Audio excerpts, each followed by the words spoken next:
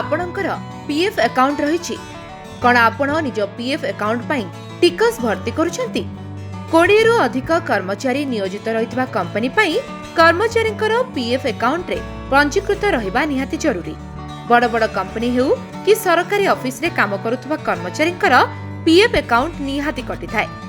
अनेक जन विश्वास करंती जे ईपीएफ अकाउंट रु टंका उठाइले कोनोसी भी टिकस देबाकू पड़े न थाए, किंतु यह बिल्कुल भी सत नुहे।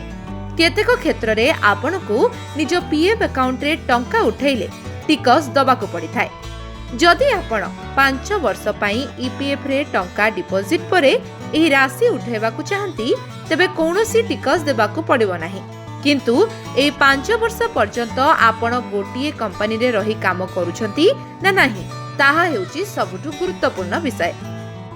जदि आपण गोटिए कंपनी रे 5 वर्ष रही काम करि नाहंती एवं अकाउंट रे जमा होइतिबा अर्थराशि उठाई सारिछंती तेबे आपनकू निहाती टिकस देबाकू पड़िबो। तेबे आज ही जानतु निज पीएफ अकाउंट रा समस्त राशि आपण केउ भली प्रकार रे उठाउछंती एवं जदि आपण ए जाय टिकस दउ नाहंती ताहाले तुरंत ही टिकस भर्ती करबा आरंभ कर दियंतु।